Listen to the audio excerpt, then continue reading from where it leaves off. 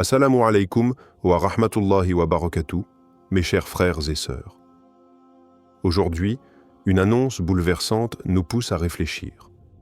Et si nous n'étions qu'à 31 jours du début de la mission de l'imam al-Mahdi? 31 jours. Un compte à rebours invisible mais chargé de sens, qui plane au-dessus de nos têtes alors que le monde sombre dans le chaos. Certains grands chers, à la lumière des textes et des signes contemporains, ont commencé à évoquer cette hypothèse avec une gravité particulière. Pourquoi maintenant? Pourquoi ce délai précis? Ce n'est pas un hasard. Depuis quelques mois, les événements mondiaux s'accélèrent. Des alliances tombent, des tensions éclatent, les voix s'élèvent dans les mosquées, dans les rues, sur les réseaux. C'est comme si un souffle prophétique agitait les cœurs, réveillait les âmes et appelait les croyants à ouvrir les yeux sur ce qui vient. Ces 31 jours ne sont pas de simples jours qui s'écoulent. Ils sont une invitation au sursaut spirituel, une alerte silencieuse pour ceux qui savent lire entre les lignes. Dans la tradition islamique, le temps n'est jamais vide. Chaque moment recèle un sens. Chaque délai cache une sagesse divine. Et si Allah avait décidé que dans 31 jours, une lumière allait apparaître? Pas une lumière dans les cieux, mais une lumière dans la nuit obscure de notre époque. Un homme choisi, guidé, inspiré, prêt à faire face à la mission la plus lourde depuis celle du prophète. Frères et sœurs, nous devons nous poser une question essentielle. Que ferions-nous si cette mission commençait dans 31 jours? Sommes-nous prêts à reconnaître les signes, à suivre la vérité même si elle est dérangeante? Ce n'est pas un simple sujet de réflexion, c'est un appel direct à notre cœur. L'idée de ces 31 jours ne vient pas de nulle part. Bien qu'aucun hadith authentique ne mentionne directement une période de 31 jours avant l'apparition du Mahdi, plusieurs savants et spirituels, notamment dans les cercles soufis et ésotériques, ont transmis des visions et des lectures symboliques du temps. Le célèbre Ibn Arabi, par exemple, évoquait dans ses écrits des cycles de préparation spirituelle précédant la manifestation d'un wali majeur, et certains ont interprété ces allusions comme désignant une phase d'un mois lunaire, voire d'un mois solaire, avant la mise en lumière d'un personnage prophétique. Ce délai pourrait correspondre à un temps d'isolement, un khalwa, durant lequel l'imam serait renforcé intérieurement, purifié et inspiré par Allah. Plusieurs chers contemporains ont aussi remarqué un étrange alignement d'événements survenus exactement 31 jours avant certains bouleversements géopolitiques ou spirituels. Ce nombre n'est donc pas arbitraire. Dans la symbolique islamique, le chiffre 30 représente un cycle complet, les jours d'un mois, et le 31e représente le dépassement, la transition vers une nouvelle ère. Certains voient dans ces 31 jours un bain spirituel, une épreuve silencieuse, un passage décisif entre la simple existence et le déclenchement de la mission divine. Si cela est vrai, alors chaque jour qui passe nous rapproche d'un tournant historique. Le Mahdi, selon plusieurs traditions, sera informé de sa mission de manière soudaine, mais préparé de manière invisible. Il se peut donc que ce compte à rebours ne soit pas visible pour tous, mais profondément ressenti par ceux qui portent une lumière dans leur cœur. Une intuition, une certitude intérieure, comme si le ciel murmurait quelque chose aux croyants attentifs. Mais que signifie exactement le début de la mission du Mahdi? Beaucoup imaginent son apparition comme un événement spectaculaire, une déclaration publique ou un miracle immédiat. Pourtant, selon plusieurs grands savants, le commencement véritable de sa mission ne se fera pas dans le tumulte, mais dans le silence et la solitude. Il s'agira d'un éveil intérieur, d'un moment de révélation intime entre lui et son Seigneur, où Allah lui confiera ce poids immense. Rétablir la justice, diriger la communauté et préparer la venue de Isa, fils de Mariam. Ce n'est donc pas une apparition soudaine dans les médias ou sur une scène mondiale, mais une transformation spirituelle. L'homme qu'il est déjà va se redresser intérieurement, ressentir la poussée divine et commencer à agir lentement mais sûrement dans des sphères cachées.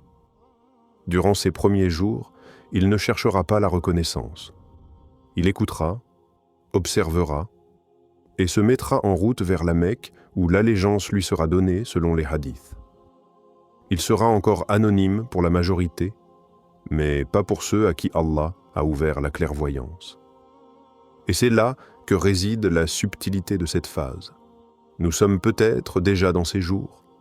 Il est peut-être déjà en train de s'élever, de s'armer par la prière, de recevoir des messages que nous ignorons.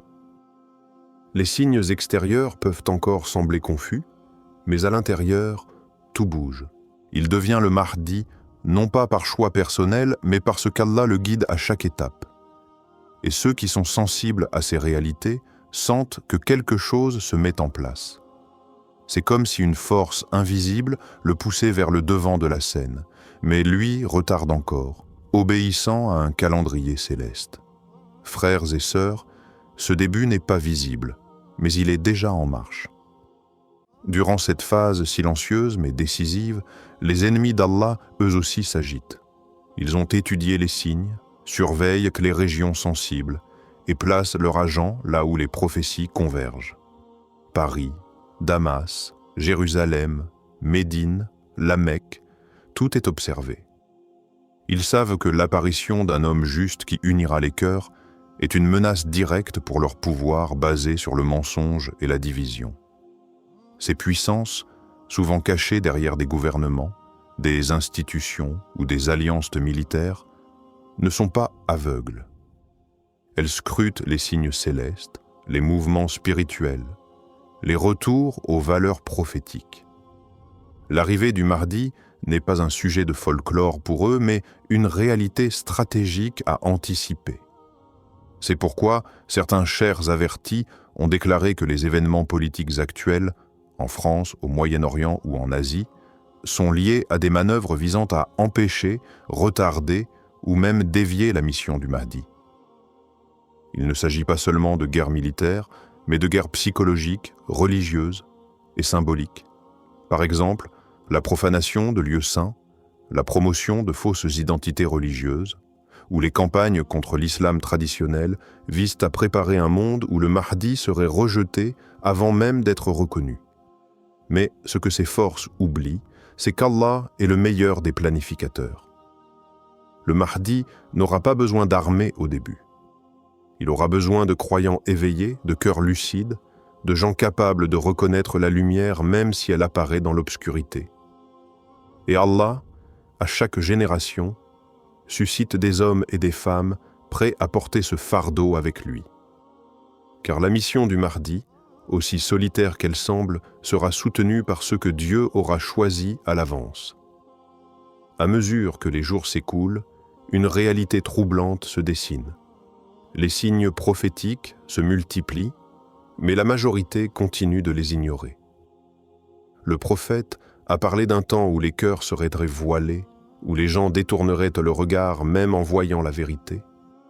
Aujourd'hui, nombreux sont ceux qui récitent les hadiths sur le Mahdi, qui les commentent eux-mêmes, mais qui ne les intègrent pas dans leur perception du présent.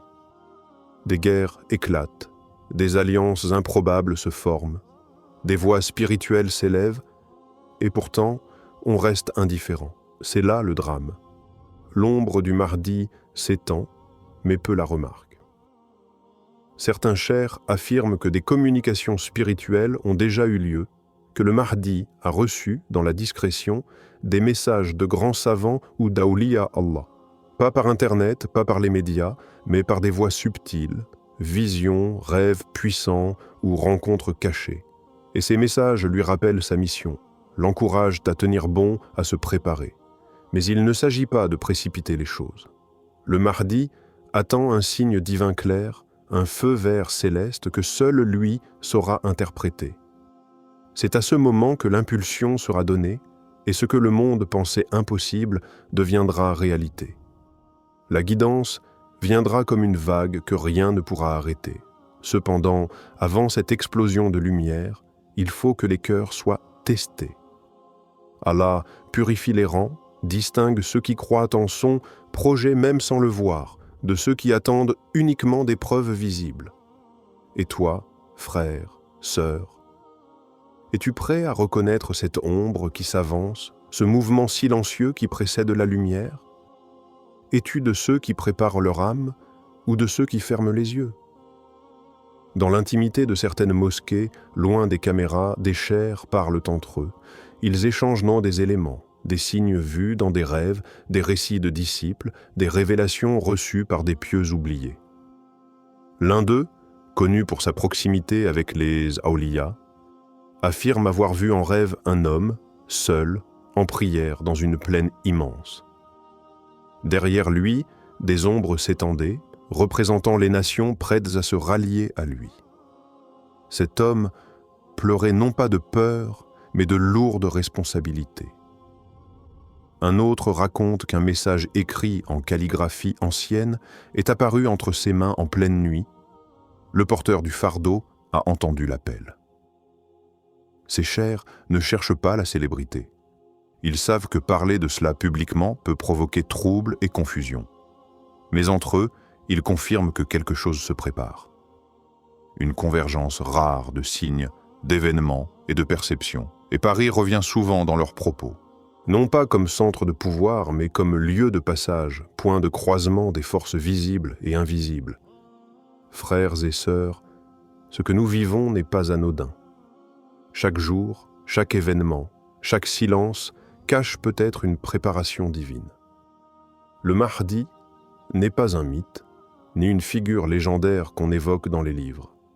Il est une réalité prophétique, un homme de chair et d'esprit, choisi, préparé, éprouvé. Ce que les grands chers nous rappellent, discrètement mais fermement, c'est que la scène du monde est en train de changer, que des forces se déplacent, que des lignes invisibles sont en train d'être tracées.